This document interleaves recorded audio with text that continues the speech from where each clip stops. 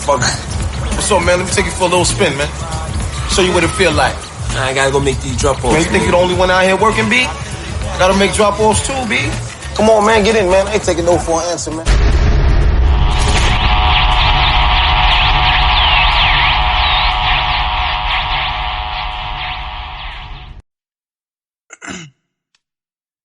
All right, welcome to the 290 More podcast. I appreciate you for coming on and giving us some of your time.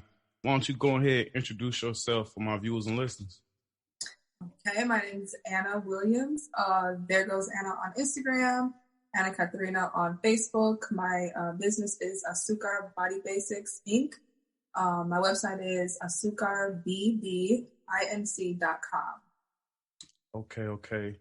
So, Acucar. What is that? Acucar is simply, in simple terms, it means sugar in Portuguese, because I was born in Portugal, that's where I'm from. And the spark came from, I watched Celia. It was a docu-series a couple years ago, and that was like her main word. I don't know if you know what Celia Cruz is. And my grandma is always saying that word also. Mm-hmm. And my main product is a sugar scrub, so Acucar made sense. Okay. So you mentioned that you were born in Portugal. Where exactly is that, and how was it growing up in Portugal, or were you just born there and you brought straight here, or could you tell us more about that? Yeah, well, I was born in Lisbon, Portugal. That's across the Atlantic, right next door to Spain, right on top of, I think it'd be Algeria or Libya, one of those, but it's in Europe. Okay. And I arrived here when I was about like 5, so life there is pretty fast. But I go back there very often, and it's very different from the United States. Very carefree living. You know, if you go there, would it be considered a poor country or a rich country, or how's the living in Portugal? It wouldn't be considered a poor country, but there are poor, parts, just like any city would have. But I would call it a retirement city. You know, if you were to go there on a vacation, you'd see everybody just on the patio, on the sidewalks, having their drinks, coffee, food. You know, everybody puts everything on a tab. It's a nice place to live. But if you are like, our age, trying to have a career, a lot of people, they leave the country because, teachers I think most people get paid once a month there. So if you're not there already rich, you might have like a hard time living and, trying to sustain. But if you're already set in life, it's the perfect place to have, a nice rest of your life. Okay. So we talked about the name.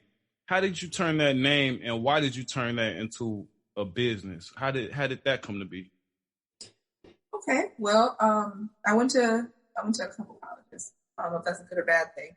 But my first college I went to was Dominican University, and there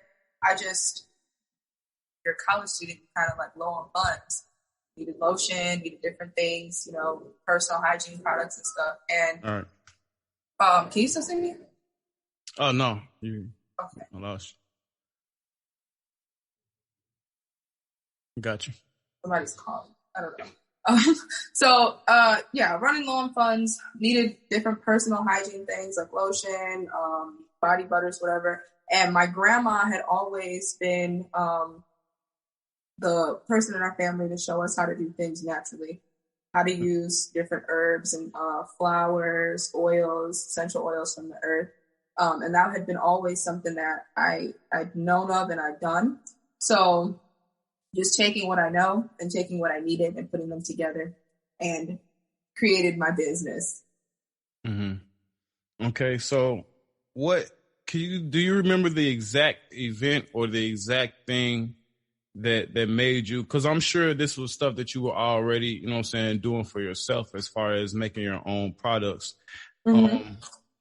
What made you want to share it with other people as far as, branding it? Okay. Was it somebody like you shared it with somebody like, man, you got to get this out there, or is it strictly for profit, or is it strictly to, to purely help your people?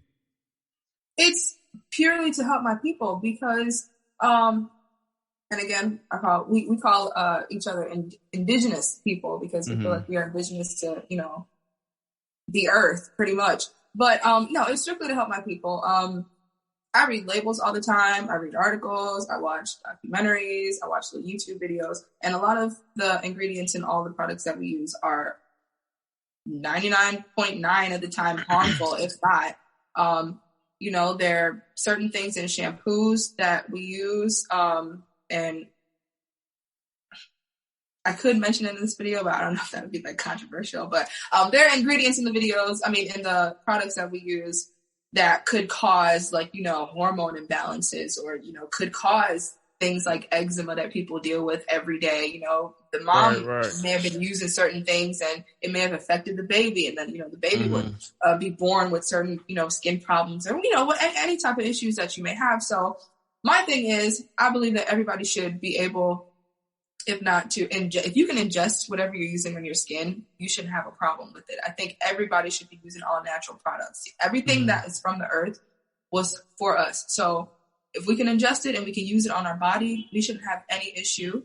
We shouldn't have any, you know, health problems. Nothing should be messing with our respiratory system. So I believe that anything that we put into our bodies and use on our bodies and on our skin should be all natural.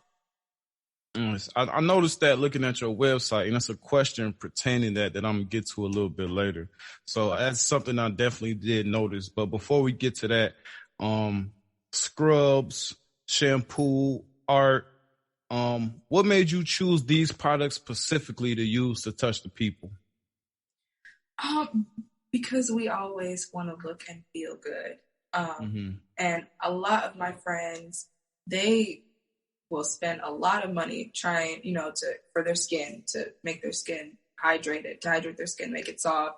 You know, women per se, I can speak on behalf of women, you know, we want to go out summertime, want to get out the shower and just feel completely hydrated instead of getting out the shower, having to put lotion on, you know, or maybe we forgot to put lotion on. If this could just be a part of your like shower or bath routine, you could come out of the shower. I call it a lotion replacement on my scrubs, because once you put my scrubs on, you don't need anything else, and it'll last throughout the day. Some people it lasts longer. Some people, you know, depending on their skin type. Is that a guarantee?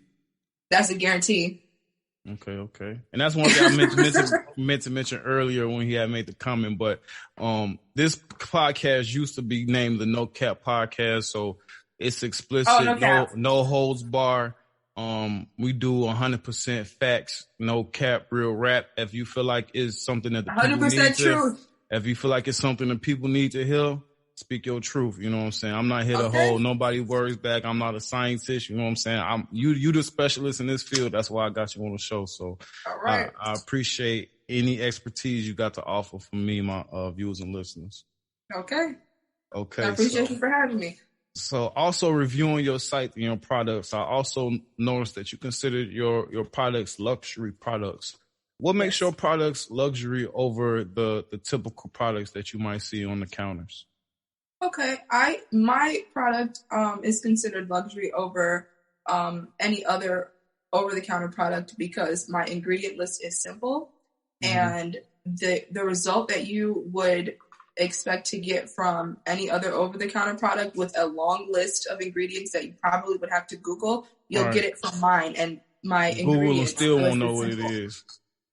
Say it again? I say you'll Google it and still won't know what it is or what it means. Exactly, and you don't have to Google certain ingredients that I have. For the most part, in my scrubs, the ingredient list is not going to be any longer than 5 ingredients, and they're going to be easy to read. And I mean, if you have to Google them, fine, but you'll know what it is. Okay. Another thing that we touched a little bit earlier on you mentioned us being indigenous people, and like I said, I reviewed your site and your blog, and could you just explain to me what exactly a sunflower god is, and what part does that play in your business? Okay, so sunflower gods and goddesses, that is a term that I use because I like to compare people to flowers, especially our people to flowers. And that just goes as far as cultivating and how flowers blossom and what you need to contribute to a flower to continue for the flower to blossom. So I believe that we are similar to that in that respect. And my products are all natural. Flowers are all natural. People benefit from all of the natural, benefits of the world. So that's how I connected the two. And I call everyone sunflowers because one of my favorite flowers are sunflowers. The other ones are orchids, but sunflowers blossom.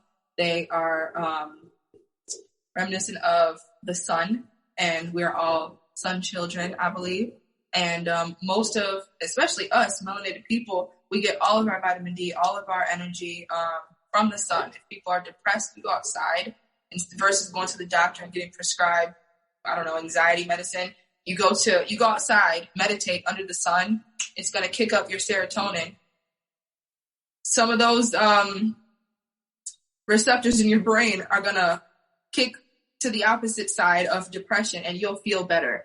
At night, melatonin is what's activated, but during the day, it's serotonin. So all those serotonin receptors they're gonna do something in your brain. I'm trying to keep this real simple because I could go into depth. No, I definitely smell what you're stepping in. Yeah, so sunflowers are similar to the sun, and this is how my brain is functioning. And I believe we are all plants. We're all plants of this universe. So when we blossom, we're blossoming just like a sunflower would blossom, and all natural things are supposed to be poured into us, just like plants receive all natural things, and they blossom. Right. Oh, that's what I say. You definitely make sense. I heard like a conspiracy theory where part of the COVID thing was like they're telling everybody to stay in the house when you really need to be getting in the sun and building your immune system and stuff like that. And you know what? So, that's not a conspiracy. That's the truth. Yeah, they want us to believe it's a conspiracy so we would be in the house. Yeah. I might have We need sun. We need sun. We're not going to burn up if we go outside and sit under the sun for hours. Exactly. It's going to be, we're going to have a glowing, what do you call this? Complexion. And, you're going to feel better. We sweat, we have to be outside in the atmosphere. The other people might, not benefit too much from being under the sun, but we're not gonna get into that. Oh yeah. That's why I said I might have to have you on for, I'm deep like that too. So we definitely that's something we could definitely wrap about on another episode or something. But continue on you and your business. I also noticed that you said all your products are handmade by you. Is that something that you do intentionally just to have a connection with your customers? Or is it just, you're looking to expand, you're going to expand one day, or is that just a personal relationship that you like to have with your customers? Well, it is a personal relationship that I like to have with my customers. I try to make sure, because right now I'm kind of in the middle of rebranding, changing certain things, my label and stuff like that, packaging. But it does keep me connected to my customers. I try to make sure that each one is individualized as far as it's created. But when things get bigger, I'm still going to be involved in the process, but I will need help because that'll make for faster turnaround time if I do have help. But as of right now, everything is done by me. Cause I like to do my research, I just don't like to I just don't have a cliche list of questions that I ask everybody. I like to look on the sites, on the social media pages, and just looking at what you got going on. It definitely doesn't look like it's just you behind the scenes. So, I definitely want to give you your flowers on that. You're definitely doing your thing on that as far as that. It's hard. It's hard to make the website. I had to figure that out. And Shopify can be confusing. Then to upload pictures, I had to learn all that as I was doing it. Then Facebook, Instagram. I'm just starting to get back on Instagram with my business. And then, keeping up the accounting side of it is. Yeah, that's what I noticed looking at the bottom of your website. You just said you had all the payments, I was just thinking about how I don't use nothing but Cash App. I was like, that's got to be wild. But I definitely understand, too, how having to learn, certain new things all the time because me, for instance, myself, I have no background in none of this stuff as far as going on the computer and typing in the website. So everything I learned, I literally had to go on YouTube and put how to and go from there. So I definitely understand what you've been through, and I respect it 100%. Definitely. So talking about your handmade products and everything being made in-house and having that personal relationship with your customers, how did you learn how to make these products, and when did you know that you made these products sufficient enough to be able to sell at customer satisfaction? You know what I'm saying? To be something that a customer will want to buy. That's a good question. Because you see stuff, you're like, I ain't buying that. You know what I'm saying? No, for sure. My grandmother, she taught me how to make all of these. This is, what we would just make back at home. It's really her. She's, my inspiration behind all of this. And testing, creating samples. And I think a child is the biggest critic for anything that you can try. So I tested it on, my friends' kids and then my most critical friends and just strangers. And I got a lot of good feedback. One of my good friends, she's like totally against everything. She hates trying new foods. And I just gave it to her, told her how to use it. And she called me back like, yeah, I don't need any lotion anymore. Cause I've been, it's been I haven't had an ashy elbow in some days. Like, and I used it twice within, I think like 4 or 5 days. And I'm like, okay.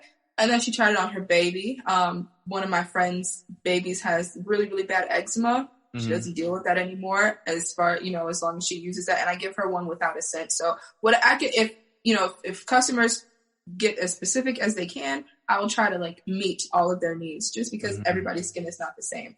But yeah, it was passing out samples to random strangers and people who I know are completely critical of everything. And that's how I knew it was like, okay. And when you passed out them samples, to random strangers, did you leave like your card and your contact information? How did that work? Because that's also something that I like to do too, just as far as I got podcast cards and I just be out, I'll just stick them on cards and stuff like that.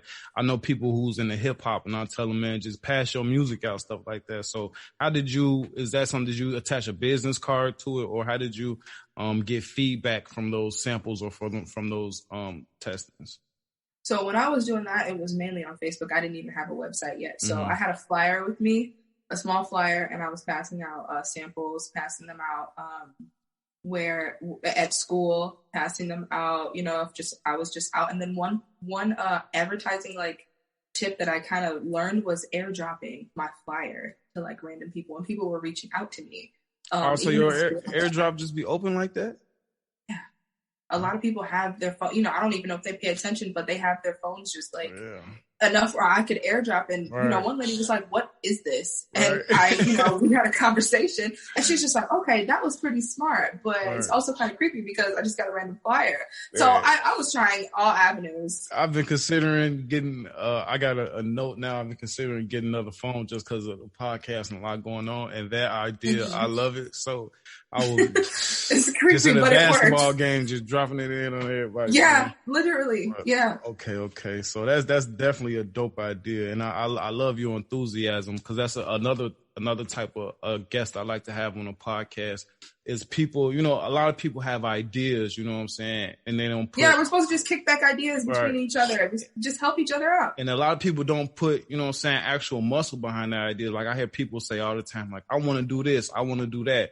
But they literally haven't put $5 into doing that. You know what I'm saying? So I definitely like to have people on here with a real draft for other people to see and listen to your story. You know what I'm saying? So they can maybe get them a kick in the ass so they can start moving on their dreams and goals.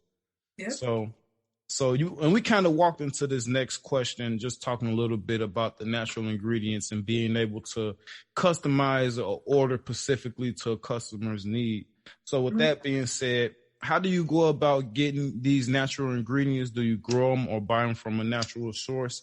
And as far as the custom orders go, do you have a list of natural ingredients that you're already using in your repertoire? Or can I bring you a banana and say, I love bananas and I need me a banana shampoo, and you can make it happen?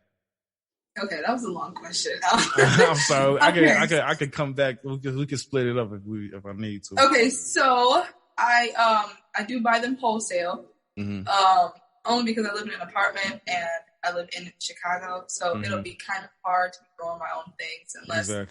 Also, I have a hydroponics farm in my house that I'm trying to get back going. What? So is that legal? It's possible for me to do that, but I have to, stay on top of it, and I'm still learning how to get that together. But I have like all the equipment, so it's coming. So there will be a yes to that other question that you had. Like, do I grow? I will be able to grow soon, but we're not there yet. So, okay. And then you said if you bring me a banana, would I be able to make like banana? Yeah, like how like if you, for your custom orders, the orders that a customer might bring you, do you have a list of ingredients that you're already willing to work with, or can I bring you any natural? Can I bring you a plum and be like, this is my favorite, I want some plum shampoo, can you make it happen? It depends. Okay, so it'll mainly be like herbs, and then like an orange is something that you can extract like oil from. So it'll be like essential oils or dried herbs. So I wouldn't be able to do it with a plum, but if you could find, or I mean, I could most likely find like plum like essential oil. Citrus things. Well, yeah, but if you can extract oil from the fruit or the fruit skin or something like that, I could probably do it, but it'll take time. And then that's just when I go get, the wholesale version of the essential whatever, you need. But I can't do anything with a plum. I can't do anything with a banana. I could probably use small amounts of it, and then because I'm working on a conditioner, so it would probably be like a conditioner, maybe. Maybe I'm stuttering. Maybe, but as far as like a scrub, it's oil based. So you don't want anything with anything that could grow bacteria, and water is like a good host to grow bacteria. So with that, I always also want to make sure everybody keeps the cap closed so you don't mix water in it and have it sitting up in there and, things happen and too much liability. But it would be dried herbs and oils for the scrubs. All right. And I'm also just asking, I noticed that most of your business is done online. I don't know if you have any of your products in any stores or any of that, but with that being said, how has COVID-19 affected your business in any way? Well, it slowed down the process. People making purchases and buying wholesale. My favorite containers that I was using, I had to, figure out different avenues to get different containers because I couldn't use that. So I guess it affected packaging a lot. And then I did start dropping off more, and then I have people come pick up if they don't want to do it through the website, even though I really suggest to do it on the website because it's easier for me. But some people like Cash App and Zelle, and they want to pick it up, drop it off. So I try to accommodate everybody where I can. But yeah, I think that's the only aspect of the business that was affected was just like packaging. Because so many people probably order like, the same types of containers, and things got slow during COVID, I guess. Right. So before I get you up out of here, if you don't mind sharing with us, what is your overall, at the end of the day, when you sit back, what is the overall vision for your brand? What's the overall, when you sit back and you say, I've done everything I wanted, what would that look like? Oh, that's a good question. Well, I